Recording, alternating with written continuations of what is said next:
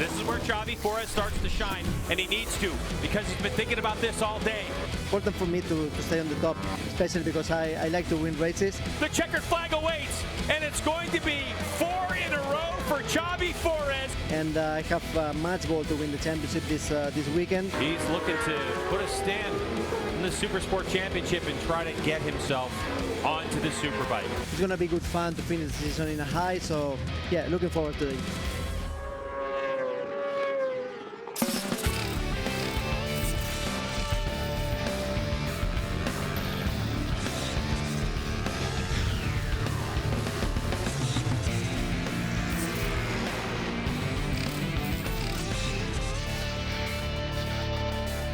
It's time for the MotoAmerica AMA FIM North American Road Race Championship, our 8th round of 9 for 2023. This round is MotoAmerica Superbikes at Texas, in Austin, Texas, at Circuit of the Americas. And Xavi Forés getting ready to get after it here in Supersport, race number 1 on an absolutely scorcher of a day. Hello, everyone. Welcome to the broadcast. Welcome to the broadcast booth. I'm Greg White, standing alongside two-time national champ Jason Pridmore. Now, Jason, Xavi Forés comes here to MotoAmerica as a MotoAmerica rookie, even though he's in his mid-30s, and he has put on quite a show since he's been here. Yeah, the beginning of the year was a Xavi Forés show. He went on a big winning streak, and then people started to chip away. We've seen Josh Hayes have a go, but it's been Ty Scott that's shown that he has the ability to try to compete with this guy and try to keep this championship alive. Yeah, he won those first 8 races of the season, and since then it hasn't been great. But if you look at it, Jason, we only have 4 races left in the season, which means we only have 100 points available as of right now. And in this championship, only Suzuki's Ty Scott is in competition. He's 86 points back. Yeah, and he's doing everything he can, as you say, Greg. With pole position today, Ty Scott put in a great blazing lap this morning to just nip Xavi Forés there for that pole position. And it's going to be interesting to see these two guys battling at the front and how Xavi decides to play that out. I know he wants to win races. There was talk of him riding Superbike here. With the heat, it's probably a good thing he's not running 2 classes. So, yeah, this is going to be a really interesting Supersport race 1 that we're going to see. It's a pretty simple scenario for him where he just needs 75 points at the end of this race or more to win this national championship. But now I would like to welcome in the 3rd member of our broadcast team, Hannah Lopa, who has more on Ty Scott. Greg, the only other rider in the Supersport field that's mathematically still in this championship is Tyler Scott. Now, Tyler can't control what happens with Xavi Forés out on the track. The only thing he can control is himself. So in order for him to pull this off, all he can do is hope to win. Now, he's had a lot of success in the field after coming off of a Junior Cup championship. One other rider that's making her way into the Supersport class after some great success in Junior Cup is none other than Kayla Yakov, making her debut in the Supersport class this weekend. Kayla, what is the mindset this weekend riding a motorcycle that you've never ridden? You just now became old enough to race in the class. Yeah, obviously riding the R7 all year, it's been a bit of a challenge, and then now stepping up to the Supersport category, it's a whole different beast. And obviously I haven't been on the Kawasaki before. The only Supersport bike I've ridden has been an R6, so taming a whole new beast this weekend. Obviously the Tyler Cycle Racing guys stepped up and allowed me to do this, and I'm super pumped to be here this weekend. Big race weekend all around in the Supersport class, guys. It's got to be interesting to see what Yakov is able to do, especially here at Circuit of the Americas, known as COTA. 20 turns, Jason, and 3.4 miles. Tell us about it. A very unique uphill, Greg, as they go up to that big steep hill. Turn 1 cuts back on itself into that series of fast S's that actually get slower as they progress through to turn 9. Then it's accelerating down a steep hill into another hard braking turn 11. Down that big fast back straightaway, we'll see some drafting there into another very tricky turn 12. Then they come through this little stadium section and a really fun part of the track, 16, 17, 18. One big, long, continuous right-hand corner. Get to turn 20, you can make a dive bomb move there because it's a short run to that checkered flag. Can promote some exciting racing here at Circuit of the Americas. Well, for this 37-year-old, is he going to wrap up this championship? Because this 17-year-old wants to put a stop to him and keep his hopes alive.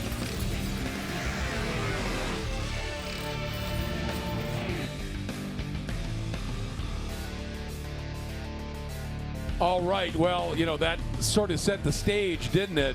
Obviously with Tyler Scott that great qualifying lap, the only guy who's still in this championship chase. But, let's be honest about it. Teague Hobbs, with his qualifying run, Roger, he doesn't want to do anything to affect Tyler Scott. But if he can get out there and help Tyler get in front of Xavi or whatever, he's going to do that. Josh Hayes, he's out there to win for Yamaha. That's what he's there to do.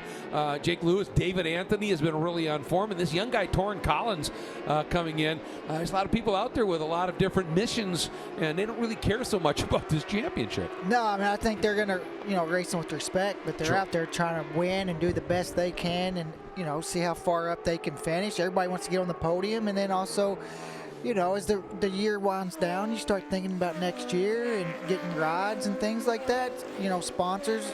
It's really looks good. You end the year on a high note on a podium. It's great to go take that to the sponsor. So you're going to see all those guys. Teague Hobbs want to get on the podium. Josh Hayes, the competitor he is. He's going to come out fighting. And even Jake Lewis. Dave Anthony this weekend been really fast on the Supersport bike. Great. We've been talking about him a lot this weekend. So we'll see what happens. It's going to be important to get a really good start. It really funnels into that first turn. Yeah, and Anthony Mazziato, remember, in the first qualifying session, he was 23rd. And now in that next one, he got himself up into 10th. Is there more to come for him? We've seen Cody Wyman be really quick, starts 11th. And the other story is Kayla Yakov, who's in the 16th spot. But as you said, learning a completely new machine for her in a completely different level category. And piecing that together, obviously, it's going to be interesting to see. And she races incredibly competitively. So, she's, Damian Zhigalov and Jarrett Nassani and those guys around her.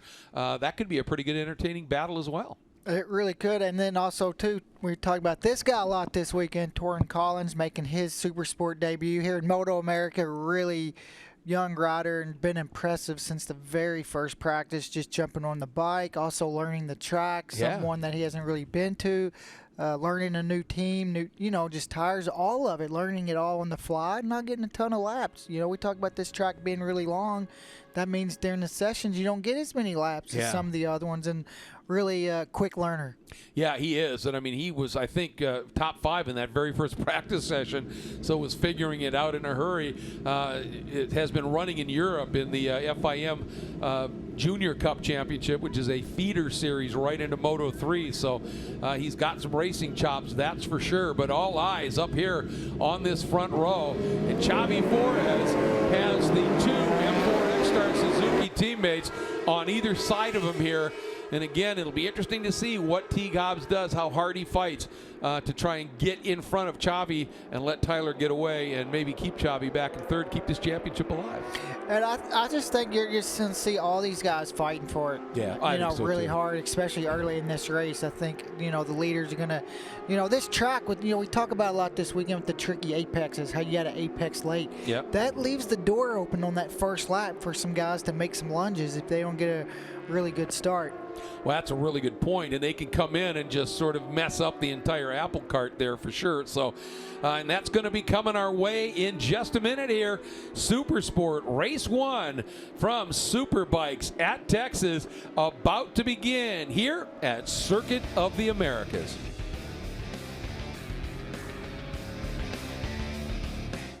MotoAmerica Supersport coverage is brought to you by Dunlop, the official tire of the MotoAmerica Championship Series, and by Geico Motorcycle. Visit geico.com to see how easy covering your ride can be. Welcome back to the capital city here in Texas for our first race, Supersport of the weekend. And it is absolutely scorching hot outside as we get ready for 11 laps. Doesn't sound like a lot, but with 20 corners, Jason Pridmore, and 3.4 miles, 11 laps is a lot. It's a long one. And like you say, Greg, the heat here in Austin's been pretty oppressive the last few days. It was 108 degrees yesterday. I just came in from outside there 20 minutes ago, and it was, obviously well over 100 again. So for these riders, there's some things that we'll be able to talk about with tire combinations and things like that later. But that's going to be the tell. How much time have they put on these bikes to really be able to test the tires and and that kind of thing to choose what they want. As you get a look here, Greg, at the starting grid, Ty Scott on pole. Next to Xavi Forres, Teague Hobbs. Then we have Josh Hayes, Jake Lewis, and a great run from Dave Anthony to be sixth. Torrent Collins, nice to see him here. We'll get into him a little later. Gerardo and DeBrino with Mazziato, Cody Wyman taking over from Michael Gilbert here, and Carl Soltis outside of row 4. Holt, Nassani, Jagalov, Kayla Yakov there in 16th, Owen Williams and CJ LaRoche. A little further back, you got Jorge Aristine, Eubanks, Vandal, Forsyth, Tropkov, and Corey Pappas. Trees, Mallory Dobbs, Davis, Zaragoza, and Joel Allman will round out your field. You know, it's crazy looking at the tire combinations, Jay, that we get from Dunlop, and I have never seen a grid that has more variety. You're looking at that rider right there. Okay, so when you look at Teague Hobbs, he's running the R3, which is kind of like a medium compound front tire, with the R8 hardest compound tire. Josh Hayes, who you're looking at right there, is running an R5, another kind of medium hard tire with an R7 compound. Ty Scott, our pole sitter, is running a 0, the softest compound front with the R7 rear. And Xavi Forres goes hardest compound front as an R7, not the hardest. There's an R8 available, but and an R7 rear. So just a massive variety, and it's really going to be interesting to see how this all plays out in this 11-lap affair. And this turn 1 is sketched. We got to get everybody through this turn 1 cleanly. Who's going to get the jump? The Ducati did not. Yeah, it looks like Xavi Forres didn't get off the line, but it's going to be Vision Wheel M4X Star Suzuki's Ty Scott as Xavi Forres trying to go up the inside, late braking up the hill, and Forres seemingly coming from nowhere to take over the lead just like that. A lot of experience for Forres, as now the Vision Wheel M4X Star Suzuki GSXR 750 teammates.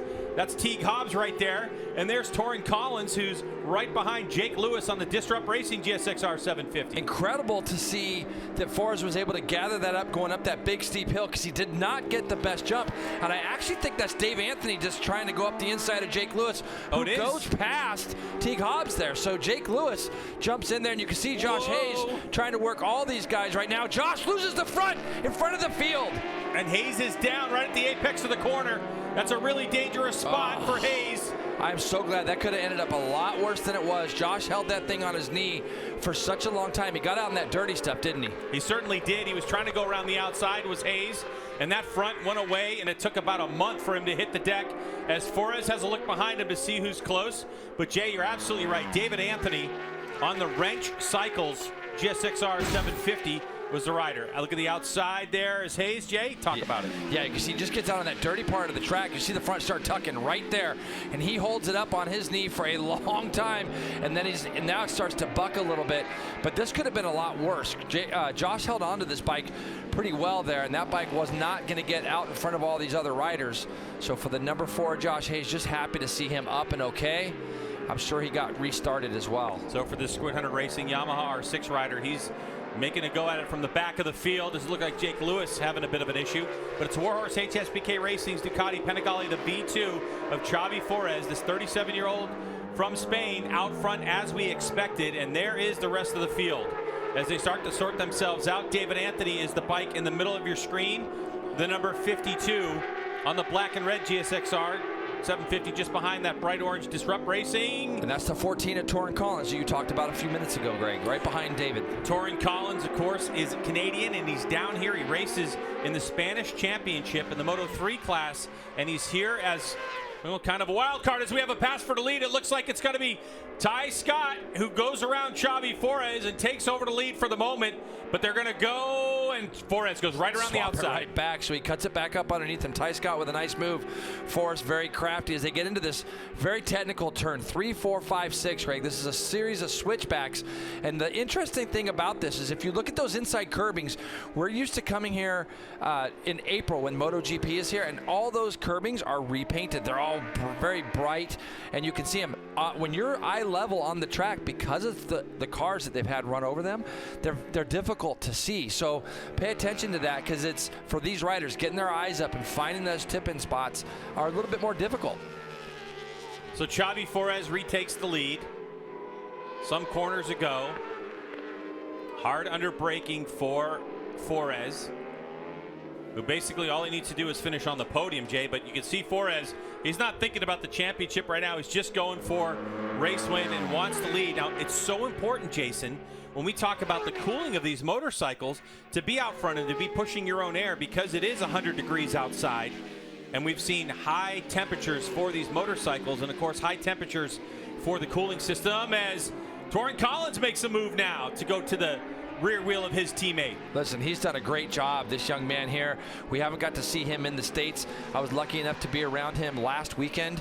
He actually pitted in our garage. I rode here, and I know him and his dad pretty well. They're good people, and they've been chasing that overseas like you had talked about. And I think Torrin, he's on with the right team with this Vision Wheel M4 X-Star Suzuki team, and that experience that they have. Chris Ulrich was working with him last weekend, and you can see, you know, now he's on the back of Teague Hobbs. We've got 3 of these Suzukis from that team as Dave Anthony now goes up underneath Jake Lewis.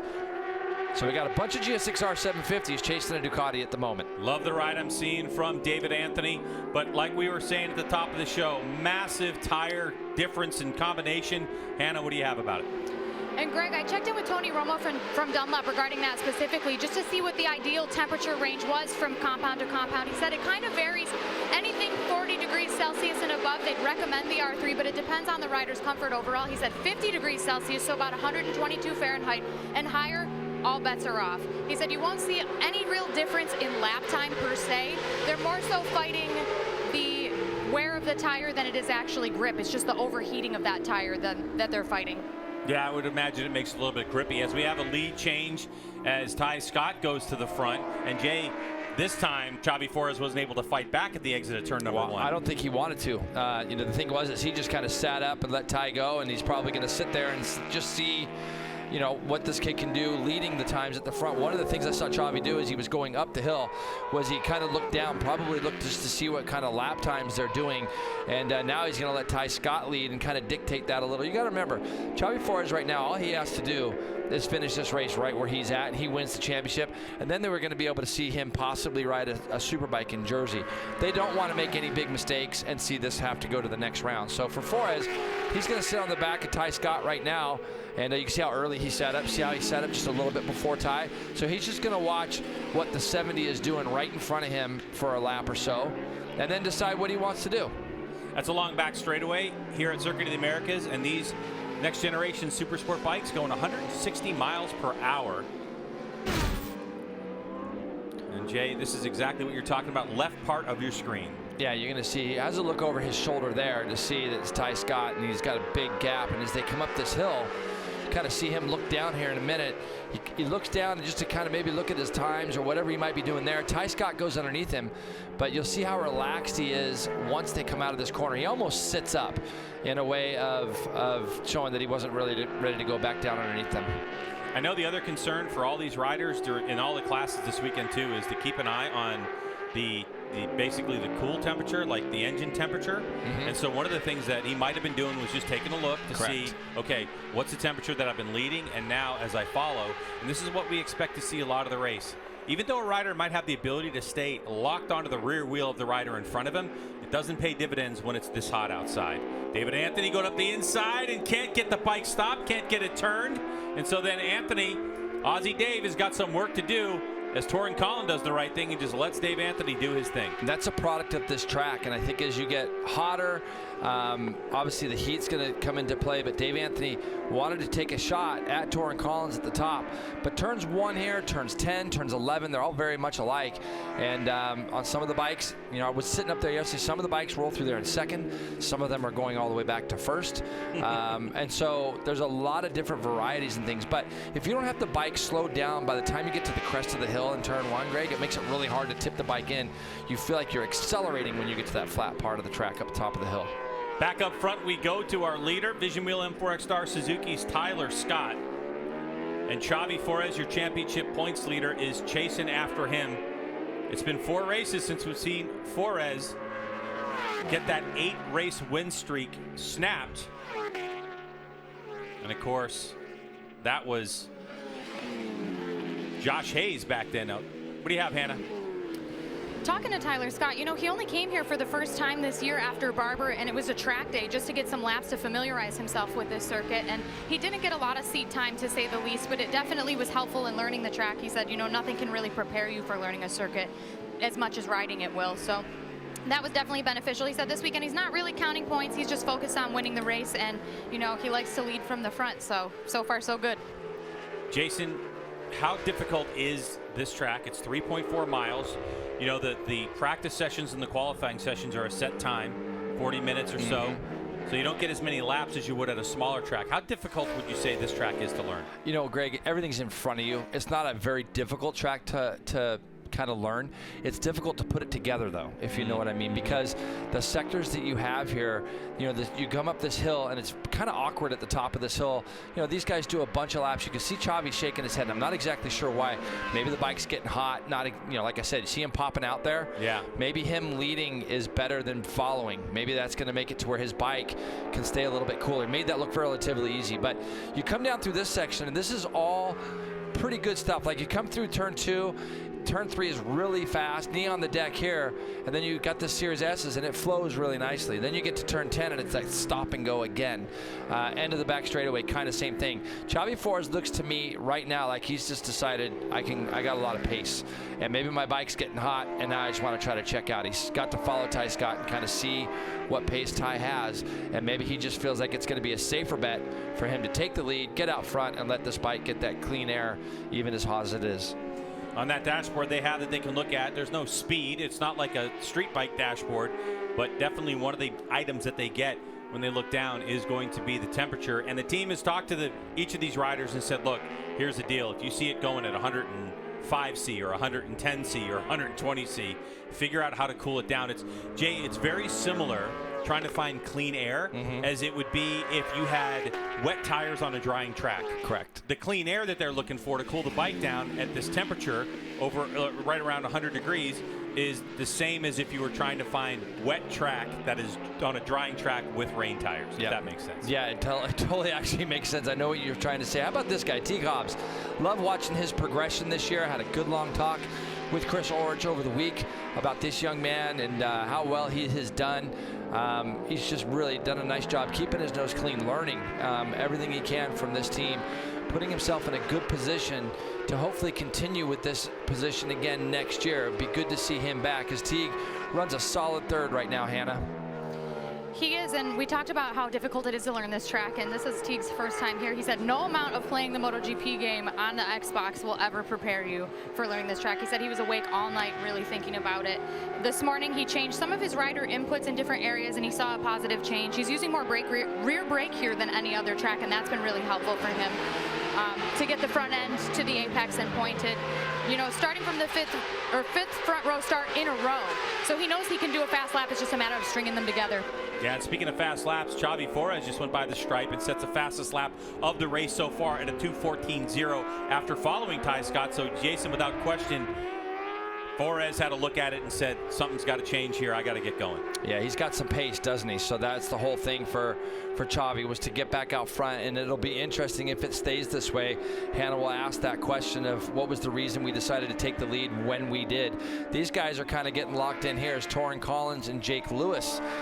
Jake's kind of closed that gap up here through the S's. I saw him kind of falling back a little, so it looks like there might be some places where Jake's a little better and Torrin's a little better. All right, so let's talk about Torrin Collins a little bit, the Canadian who's 18 years old.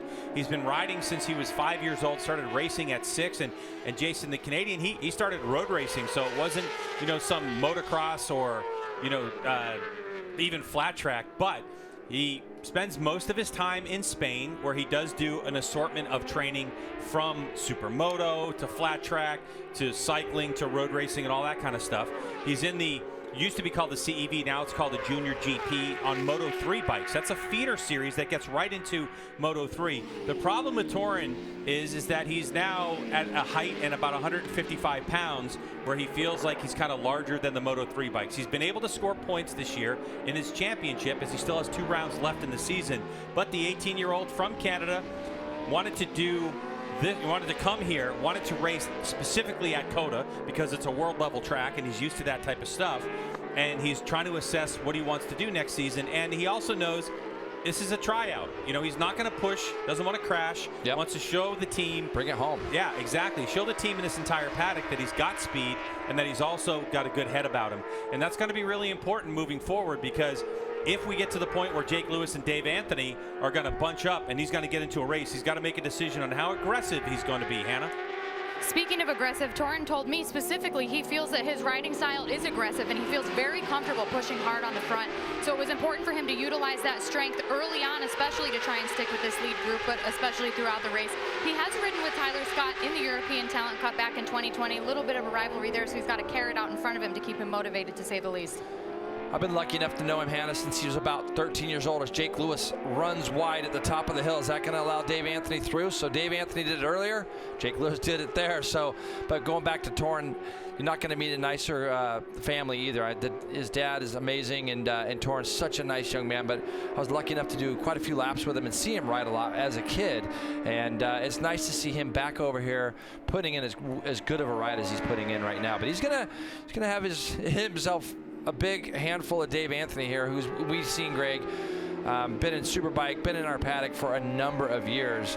And Dave Anthony jumped on this GSXR 750 at MotoAmerica, if you remember, and he put Bobby Fong on that Superbike. And I think for David, this has been a nice little change of pace for him, and it's good to see him running up front. Team owner of the Wrench Motorcycle team is David Anthony, still out there pounding out laps. The thing, too, with a little bit of wheel spin from David Anthony on the Torin Collins thing, Jay, is Torin wanted me to know, look, he's like, look, I am in shape, but I'm in Moto 3 shape. And this is the first time that he's raced a Supersport machine. He's ridden them before, like 600cc displacement bikes, but this is the first time he's raced it. So we're kind of in a position right now for the number 14 on that Vision Wheel M4 X-Star Suzuki, where he feels like he's going to start getting fatigued a little bit. And Jay, to be Moto 3 fit and to be Supersport fit can be different things. Well, there's no question. I mean, the little Moto 3 bike is going to feel very flickable for a guy that is Torin's stature. And, you know, if you look at him, a lot of the weight that he has on him, Greg, is muscle, because he's lean, but you know, he's just he's a strong kid. So, but you know, again, he is a kid. He's 18, so he's going to have that on his side. The guy behind him, not so much a kid. So, you know, I'm not going to talk about Dave's age, but David is in incredible shape for him to be able to run the team, do the things he has done, and then be able to lace him up in this heat and run at the pace he's running. And now a little bit further back, you can see Josh Hayes on the right-hand side of our screen. He's doing everything he can to start carving back through people. Now, last lap through, he was outside of our top 20. So looking at this group in front of him, all these guys right now are outside top 20, but the number 4 doing what he always does, not giving up, putting in a charge. You know, he's been around racing enough that he knows, what if a red flag would have happened on that second or third lap? Got to pick the thing up and keep going. But it's going to be a frustrating day for Josh. So with this pass, Hayes should be really close, Jay. So it looks like he is in 22nd place. And the 94, the 43, and the 71 just up ahead. That's 2019 and 18 position. So Hayes trying to make some moves. Of course, the other thing is, you know, this is the first time he's probably been around a lot of these riders as well. And sometimes it takes a couple corners to understand they're racing as hard as they can in this group, and they're at their limit as well, as Hayes trying to find some room. Now, he does have a lot of experience in situations like this because he still races endurance racing. Yep. Yeah, he's been doing some stuff with the Army of Darkness and the WERA Endurance Championship, so I've talked to him a little bit about that. Not many weeks off for him. He did get offered a ride to go race next week at Magny-Cours for the Bull D'Or 24-hour, which I think he declined, mostly because he's just been on the road for so long. Back up front, 0.8 of a second is Xavi Flores' lead. 2:14s, the leaders at the front are still doing 2-minute 14-second lap times. Only a tenth separated them last time, with Ty Scott having a little bit more pace than that Ducati of Xavi Flores, but it looks like Xavi's got things pretty well under control. But there's no give up with Ty Scott, because he actually set the fastest Sector 1 split of the race, but now they're in Sector number 4, so in Sectors 2 and 3, Xavi Flores answers. It's almost like he's got mirrors on his motorcycle, but he doesn't. So he could feel Ty Scott pushing hard in Sector number 1, and he's answered with Sector 2 and 3. And if this continues, Xavi Flores, this late in the race, in this extreme heat, might set the fastest lap of the race again with only a couple to go. There's your championship point standings. If it ended right now, it'd be 91 points the difference, with only 75 remaining on offer after this race is wrapped up. So to the stripe, So Xavi Forés goes 2:14.058. His fastest lap of the race is a 2:14.053. So only 0.03 of a second off of his fastest. Didn't set it this time. And another look at the 79 of Teague Hobbs. Oh, we got a red flag or something because he was not just going to sit up like that. Let's see what's going on here with Teague Hobbs. Unless he's got a problem with the bike. Yeah, it's a red flag. Red yeah, flag. I could see when he put his leg out like that, figured something was going on, but we still had bikes racing past our commentary position, so I wasn't sure. But we'll get an idea of where this is and what the problem is. What is there, 3 laps to go, Greg? So, yeah, we had we had 6 riders that came across the stripe to finish that lap with 3 laps to go. So with the red flag out, it was Xavi Forés leading Ty Scott, Teague Hobbs. Torrin Collins was in 4th. Yeah, and there's a bike down in the middle of the racetrack. And we don't see the number on that one. No. It looks like it's from turn 8 to turn 9. That's where Josh actually lost the front end. This bike looks like it maybe came out of turn 8 and high-sided by where it's sitting at, Greg. Mm-hmm. So you had David Anthony in 5th. Jake Lewis was in 6th place. Carl Sotis having a really good run in 7th. Max Gerardo in 8th place. Blake Holt was in 9th. Jared Nassani in 10th. Then you had Andy DeBrino on the MV Augusta in 11th place. Good to see DeBrino back in action with the MV. Cody Wyman, Damian Jagalov. Kayla Yakov was in 14th place with Owen Williams, your top 15. Riders up and okay. That's a good sign. Yeah, it's always good to see that. So here at Circuit of the Americas, Supersport race number 1, we had 8 laps completed by the top 6 of an 11-lap affair. So there were 3 laps to go when the red flag came out. Xavi Forés on lap number 5 set the fastest lap of the race at a 2:14.053. Now, Jay, in the heat right now, this is a tough red flag, isn't it? Because the one thing is, as we know now that the race is complete, so the podium is set as Forés, Scott, and Teague Hobbs. So a new champion. And a new champion for Xavi Forés.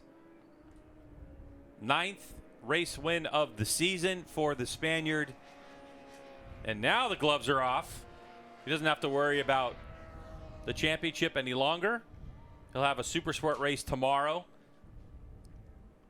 I don't think it's possible. It's not possible. He didn't qualify in Superbike, so it's not like they're going to roll a Superbike out and have him race tomorrow. That's not part of it. But the 2023 MotoAmerica Supersport champion is Xavi Forés. The 37-year-old from Spain comes here on the Warhorse HSBK Racing Ducati Panigale V2, a motorcycle that was left vacant by last year's champion, Josh Herron, who got promoted to the Warhorse HSBK Racing Panigale V4R Superbike. So 2 seasons in a row, the first 2 seasons of next generation Supersport, a mix of motorcycles that are balanced between the 955 twin of the Ducati and a 765, 800cc triple, a 765 triple Triumph, the inline 400cc, the 750 GSXR with throttle-by-wire system, all balanced to be competitive. And in the debut and sophomore seasons, the championship goes to Ducati, Panigale V2, Warhorse HSBK Racing, Ducati New York team. There's a look at the tower, one of the things that Circuit of the Americas is known for, as some brave fans have gone as high as they can to try to catch cooler temperatures maybe and get a spectacular view. 2 ways to get up there, Jason Pridmore. You can run those stairs if you want. And you've done it. You've seen me do it. Or you can do it my way, which is the elevator. Yeah. And then you skydived off, didn't you? I did not jump off. Did you base jump that? I bungee jumped. No, that's not. They don't do that. The top 3: Xavi Forés, Ty Scott, Teague Hobbs. So the championship will go to Warhorse HSBK Racing, but a good, solid podium finishes from the Vision Wheel M4X Star Suzuki team. And unfortunately for tomorrow's race, which we expect to be another degree or 2 cooler, so it should be very similar in terms of tire wear, the riders didn't get the full 11 laps here to test their tires, but they've got a really good idea of what to expect. We're going to step away. When we come back, we're going to talk to your new national champion, Xavi Flores from COTA.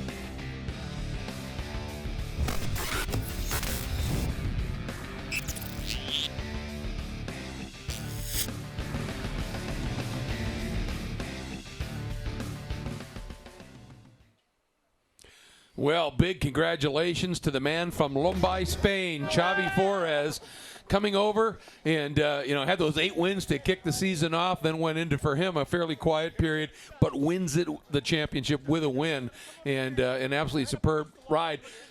During that race, we saw Tyler Scott was leading, and Xavi came out of the last turn and was shaking his head, went by into turn 1, and I looked at you and I said, what do you think that head shake is for? And Roger, I think you nailed it on the head. Let's tell him what you said, because that he's going to try to drop him. And I think because when Tyler took the lead, they were doing mid 214s, and then they were back to 216.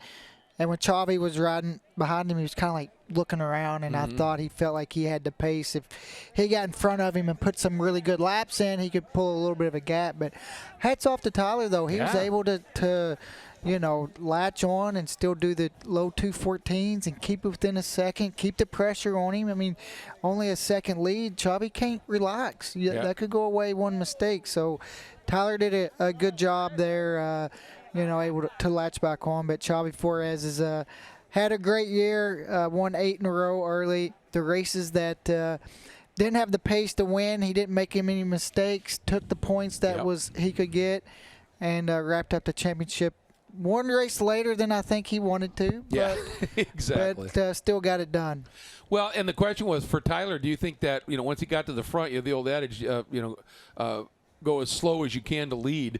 Was he just trying to save tire maybe for a little bit later, just backing the pace down a little bit? Yeah, I'm not sure. Maybe could have been something else, or maybe trying to save something till the end. And that, but it was only a couple laps there, so I'm not sure why it dropped off a little bit. But you can see Tyler's really disappointed there. You can see on his face that something just wasn't more than I just didn't have the pace. It kind of looked to me, but you never know. But great ride by Tyler. I mean, he's such a young guy, and getting a race with somebody like Xavi Flores is going to be huge for him throughout his career. And you can see just how disappointed he is. He doesn't want to get beat by that guy. Yeah, well, the duel that they had in qualifying that Tyler came out on top of was pretty spectacular as well. And I was kind of wondering if part of that was Tyler was slowing down, trying to keep Xavi right in his draft so that Xavi's bike would overheat. You play those whatever game you can play, going for a win. And so who knows what it was, but Xavi, had that head shake and said, okay, enough. And went by and then opened up a little bit of a margin. But then, as you said, Tyler got right down after it and set his best lap of the race on the last lap. Yeah, and Tyler was just trying to stay as close as he can, because you never know. Like I said, with only a second lead, Xavi can't let off a little bit. And, you just keep that pressure on and hopefully force him into. We've seen a lot of mistakes this weekend, and you keep it within that little bit of a gap and step up. You try to force them into making a mistake. We've seen a lot of guys overshoot turn 1. Yeah. Seen a lot of guys overshooting turn 12 this weekend and turn 11. So you put that pressure on them and you try to make that happen.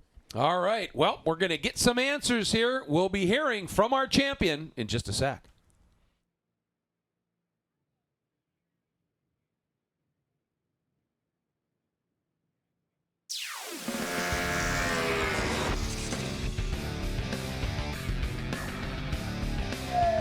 Xavi Flores and his team celebrating their victory and the #1 plate. Another championship in the books for the Warhorse HSBK Racing Ducati team. I'm sure Xavi Flores is extremely happy as he wins by 1.1 seconds after a red flag shortened race over T. Cobbs.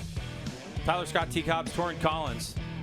Great run for the Vision Wheel M4 Star Suzuki team, and Dave Anthony in 5th, Jake Lewis in 6th, Carl Sotis, Gerardo, and Holt rounding out your top 9. So let's get right down to Hannah, who has our winner and new champion. Presenting the #1 plate on behalf of AMA FIM North America to your new Supersport champion, Xavi Flores, is Bill Cumbo. Congratulations, Xavi. 9 wins on the season, and he clinched the title with a victory. There's no better feeling than to have your wife and your baby daughter here this weekend. When you set out to charge toward this championship this season, did you ever expect this? Yeah, definitely. I was not expecting to be that successful on this championship, especially because there is a lot of young riders coming fast and the strong bikes, and I didn't know any of the tracks apart from Laguna. But I was working a lot, especially at home, watching the last year videos, and I did a massive job with the team. All the team was supporting to me a lot, and that was the key to be that consistent. We only did mistakes on the races in Brainer, so fair play, because I was expecting kind of result like that. So grabbing this title for me after the last 2-3 years where I was not enjoying racing, it's something special, and I think it's one of the most important I won in my career. So it's time to celebrate with all the team. I want to say thanks to all of them because they were such nice people with me, and it feels so good to have my baby and my wife here. Definitely a special moment for sure. Looking ahead to tomorrow, are you feeling just kind of that relief, like you can take a lot more risk if you need to? Yeah, I was not thinking on the championship, honestly, because my bike was working well. I was consistent to try to win, and I let Tyler go on the front, but then I realized that I had more pace than him, so I tried to push hard, but the gap was not enough. Tyler was pushing so hard too. It was not the end of the race we've been expecting with the red flag, but safety first, and I hope the guys involved on the crash are well.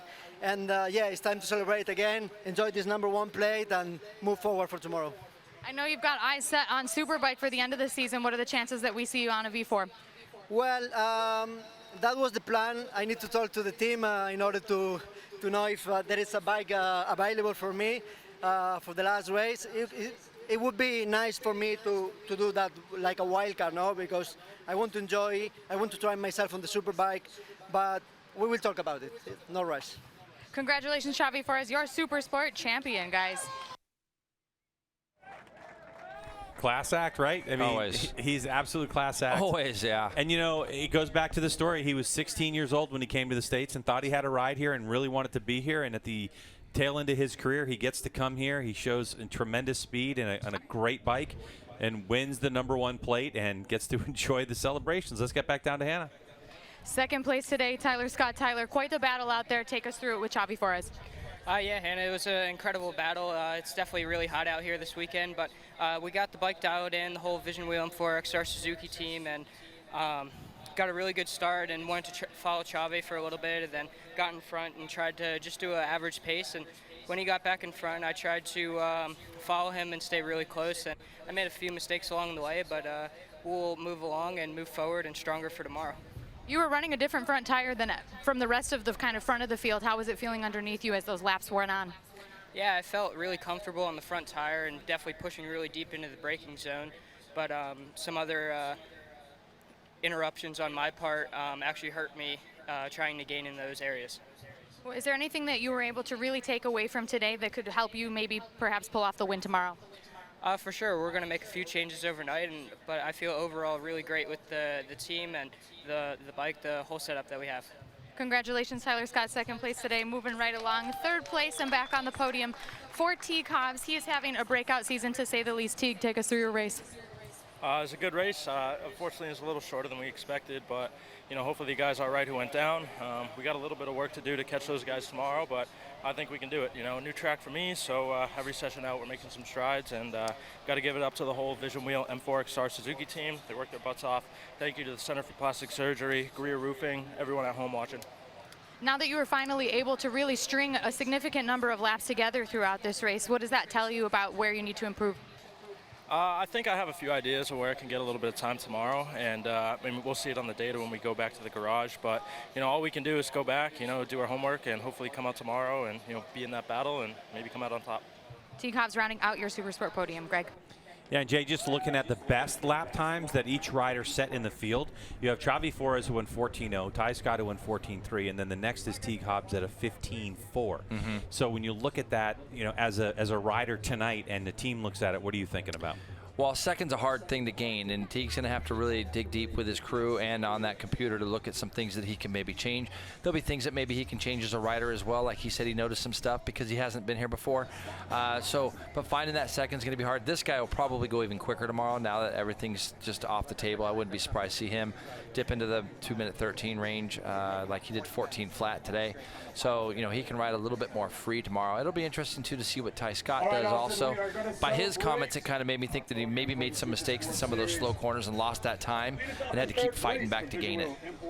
Yeah, and tomorrow, obviously, the good news is that we start this race at 2 o'clock local time, Jay, and it's going to be at the exact same time tomorrow.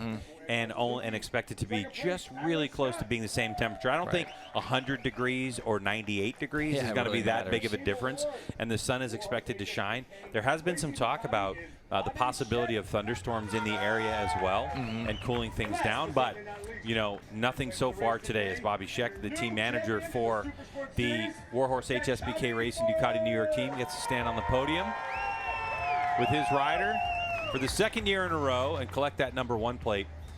Jay, let's talk about 37 years old. You come here to the States and you're able to wrap up that #1 plate. Putting yourself in Xavi Flores' shoes, how would you be feeling right now? I mean, amazing. Obviously, he did the job he was kind of hired to do here. The team did a good job of getting him over here. And I think that at 37 years old, he's a young 37 years old, new dad and all that. And I think he wants a shot on Superbike. And I think when you heard him talk about it prior to this weekend, it was like, I just want to get this championship over so I can. When he was asked about it by Hannah just now, it was like, okay, now we got to have the discussion. So, we'll kind of see where that goes. It would be great to see another Warhorse Ducati Superbike on the grid at New Jersey. And the thing to keep in mind is if you look at, say, a Stefano Mesa, who's a race winner in Supersport, but because Cameron Beaubier is no longer able to ride at the end of the season, he steps up to Superbike. Mesa doesn't have any Superbike experience. He's got big bike experience, but we look at Xavi Flores, he's got plenty of seat time on a Superbike, and currently he's been racing this season on a Superbike for the Ducati team in the FIM World Endurance Series. Yeah, that's right. I haven't asked him, but he might be flying off to France after this to go do the Bull d'Or 24-hour next weekend. So haven't asked him, but yeah, he's got so much experience and so many years in World Superbike that he'd fit perfectly right into our series here in America if he could jump on one of those bikes. And I think, to be fair, if Heron had somebody that they could bounce back information with each other, I think it'll make Josh and that bike even better. Yeah, for Xavi Flores, I think the amount of information and data he could bring to that team, even for the final race of the year, is going to be valuable. Our coverage will continue from Circuit of the Americas Supersport Race #1 after this.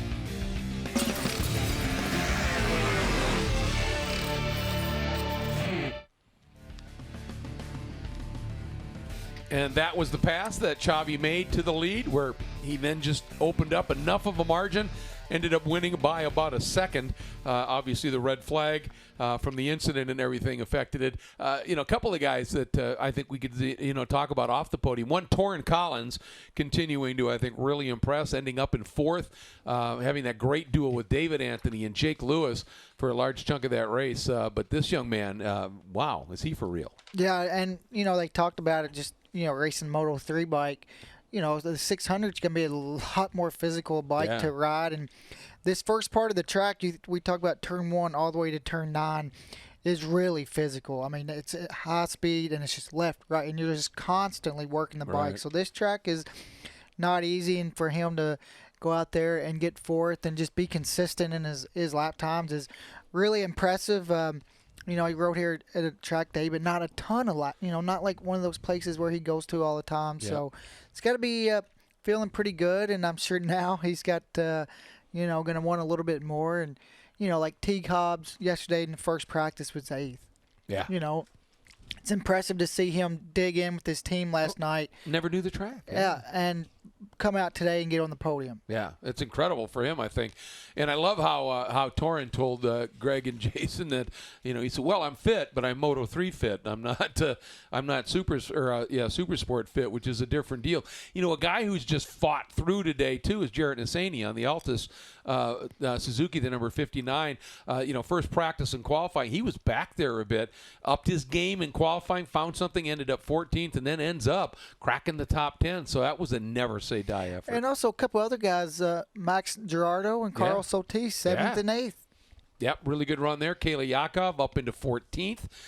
Cody Wyman faded just a little bit. He was up there just a little bit more.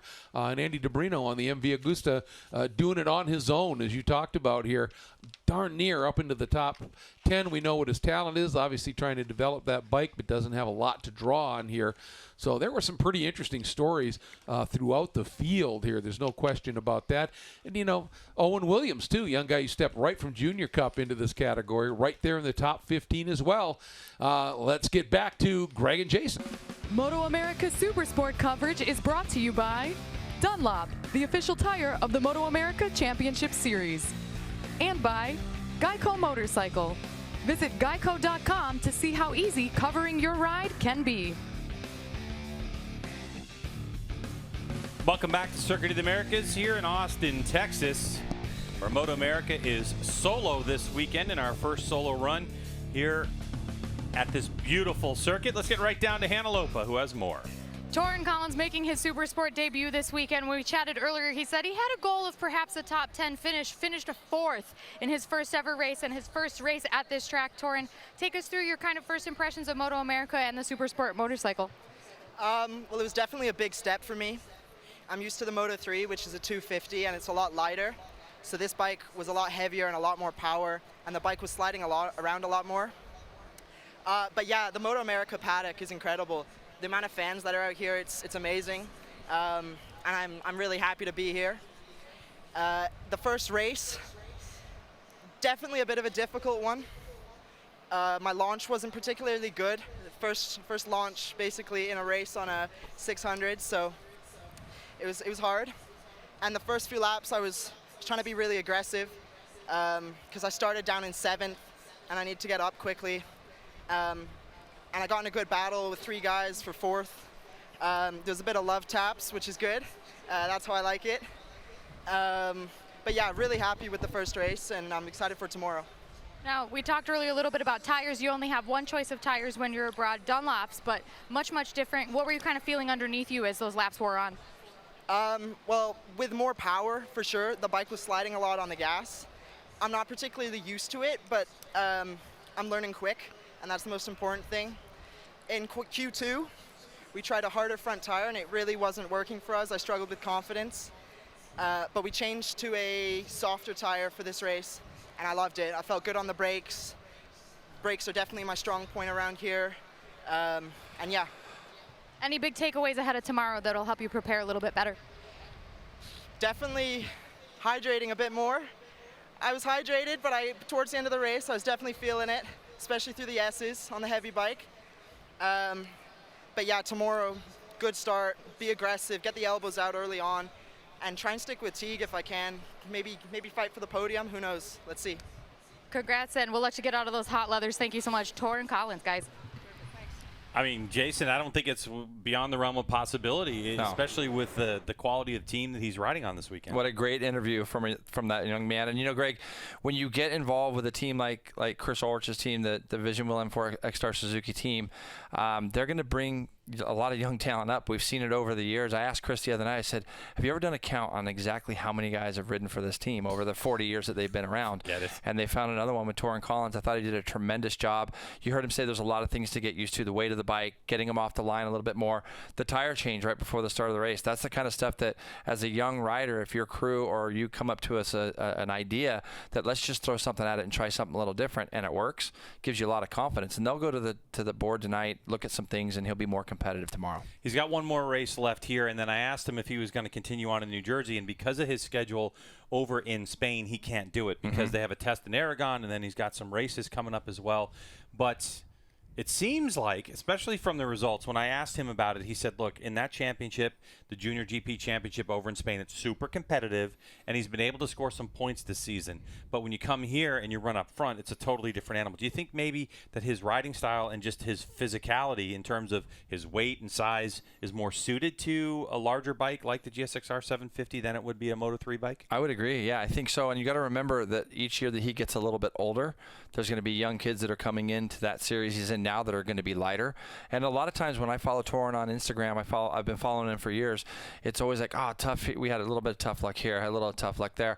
I think him graduating to a bigger bike and trying another series might be a good step for him. And he's seen some of the tracks in Europe now. So even if he could come back over here, maybe do some Supersport again, and then maybe go to World Supersport in the future, I don't think that would be a bad career path for him to go. So yesterday here in practice in the afternoon, it was 106 degrees. Now we're floating right around the 100-degree mark. Now, look, we've been to racetracks before, and as Hannah, we're going to get her in here because poor Hannah's been out in the heat all day long. Of course. Right? Let's talk about that heat a little bit, Hannah. How is it feeling down there, and what are some of the things that you're hearing in terms of, we know that Torin was talking about hydration, so... Yeah, while he was waiting to interview, I had him in the shade, and he was drinking a lot of water, just trying to, you know, catch his breath and really gather himself up. Very well-spoken young guy. It's definitely not easy in these conditions. When I took the track temperature just ahead of the race, 99 to 100 ambient temps. Track temp itself was 125 Fahrenheit.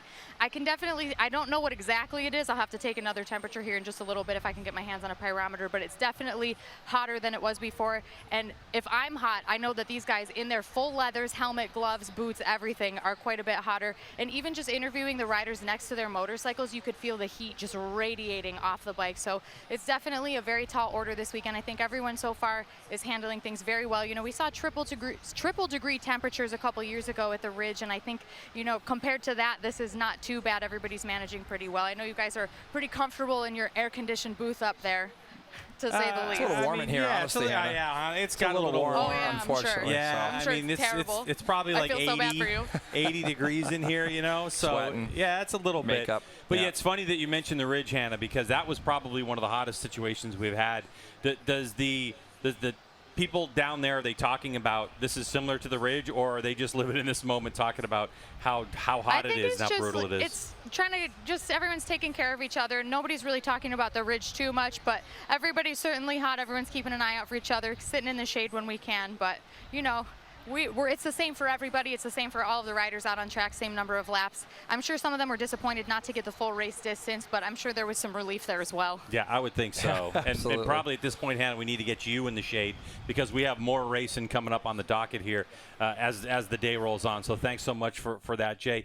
So we look at it for Xavi Forés. Why don't we take a look at the highlights of what happened here in race number 1 of Supersport. Jason, take it away. As you see there, it didn't look like Xavi got the best jump, but somehow or another he got that Ducati up into the inside of turn 1, leading the way ahead of Ty Scott. So everybody got through turn 1. That big full field of Supersport riders did that, but in turn 8, Josh Hayes gets a little bit wide, gets off into the dirty stuff, wrestles that bike down to stop before it gets to the apex of 9. Ty Scott took his chance at the front. This was the first shot he took at Xavi Forés, who turned it back up underneath him and passed him back. Now this lap here, they came up to the top of the hill. Ty Scott took another shot, but Xavi Forés wasn't as eager this time to do anything. But you see him shaking his head coming across the line. Just felt like he thought he had more pace, and he was going to dive right down to that apex again. And at this point, Greg, he was never really in any trouble of losing that lead. And with 3 laps to go, we saw this bike laying in the middle of the track on that exit between turn 8 and turn 9. That brought out the red flag. Rider up and okay, and Xavi Forés, the national champion after that spectacular race win with only 75 points remaining in this championship to get. He's got more than that as a lead, and this is exactly how it looks right now. It's 91 points over Ty Scott. Mesa, who didn't participate in this because he's in the Medallia Superbike class 124. Josh Hayes, who didn't finish in the top 20 or top 15, didn't score any points. He's back there in 4th with Teague Hobbs in 5th place in this championship. Overall, Jay, we still have 3 races to go in Supersport, but looking at the year, it's been an outstanding year for Xavi Forés, who's set the pace. Well, that'll do it. Supersport race number 1 is in the books. We have crowned another number 1 plate, another champion here in MotoAmerica. We certainly hope you enjoyed the coverage from a very hot Texas. We're going to get to do it again tomorrow, and maybe Hayes won't hit the deck this time. For Hannah and Jason, I'm Greg. We'll see you soon.